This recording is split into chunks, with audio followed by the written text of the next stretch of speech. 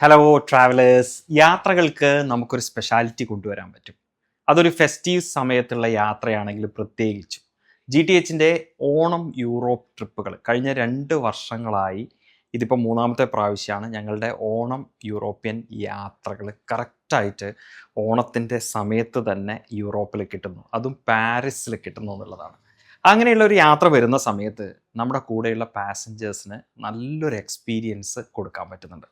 കൂടുതലും ഇവിടുന്ന് തന്നെ നമ്മുടെ കേരള സ്റ്റൈലിലുള്ള കേരള സാരിയും, ഇപ്പോൾ ജെൻസ് ആണെങ്കിൽ ഷർട്ടും അല്ലെങ്കിൽ മുണ്ടും കസവും മുണ്ടും ഒക്കെ എടുത്ത് അവിടെ പോയിട്ട് നമ്മൾ അടിച്ച് പൊളിക്കുന്ന ഒരു പരിപാടിയാണ് നമുക്ക് ഉണ്ടാവാറുള്ളത്. ചിലപ്പോൾ തിരുവാതിരക്കളി ഉണ്ടാവും, അല്ലെങ്കിൽ ഓണം സോങ്സ് ഉണ്ടാവും.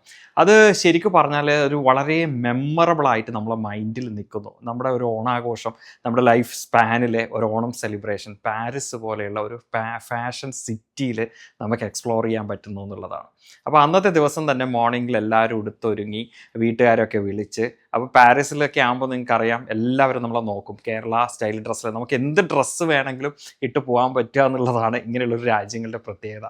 അപ്പോൾ തനി കേരള വസ്ത്രത്തിൽ ഐഫൽ ടവറിലൊക്കെ പോകുന്നു എന്ന് പറയുമ്പോൾ തന്നെ നല്ലൊരു മൈൻഡിന് ഫീൽ തരുന്നത്, എനിക്ക് തീർച്ചയായും ഗ്രൂപ്പിൻ്റെ കൂടെ യാത്ര ചെയ്യുമ്പോൾ പേഴ്സണലി ഞാനും അനുഭവിച്ചറിഞ്ഞിട്ടുള്ളതാണ്. അപ്പോൾ അത് ഗ്രൂപ്പ് ഫോട്ടോസ് എടുക്കുന്നു, പിന്നെ ജസ്റ്റ് ഒരു റാമ്പ് വാക്ക് പോലെ ചില ഫാഷൻ ഷോസ് ആ ഡ്രസ്സിൽ, പിന്നെ ഒരു തിരുവാതിര കളി അല്ലെങ്കിൽ എന്തെങ്കിലും ഓണം സംബന്ധമായ പാട്ടുകൾ കോച്ചിൻ്റെ ഉള്ളിൽ നിന്ന് യാത്ര ചെയ്യുമ്പോൾ, അങ്ങനെ ഒരു ഡിഫറെൻറ്റ് മോഡ് ഓഫ് എന്താ പറയുക ഒരു എക്സ്പീരിയൻസ് കൊണ്ട് ആ ഒരു ഓണം എന്ന് പറയുന്നത് ആ ഒരു ട്രിപ്പിൽ കംപ്ലീറ്റ് അതിൻ്റെ ആ ഒരു ചാമ് അല്ലെങ്കിൽ ആ ഒരു positive vibe till the end വരെ കിട്ടുവാണ്.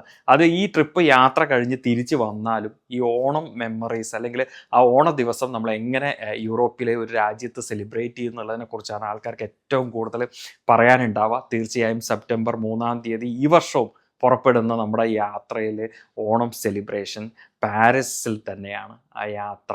അപ്പോൾ നിങ്ങൾ ഒരു ഓണാഘോഷം ഫ്രെയിം ചെയ്ത് അല്ലെങ്കിൽ നമുക്ക് വേറൊരു രാജ്യത്ത് നല്ല രീതിയിൽ നമുക്കൊരു ആ ഒരു വൈബ്, ഓണത്തിൻ്റെ എക്സാക്റ്റ് വൈബ് കിട്ടണമെന്നുണ്ടെങ്കിൽ GTHൻ്റെ കൂടെ ഈ ഓണാഘോഷം നമുക്ക് പാരീസിൽ ഒരുമിച്ച് ആഘോഷിക്കാം.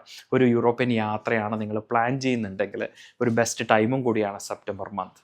So happy journey.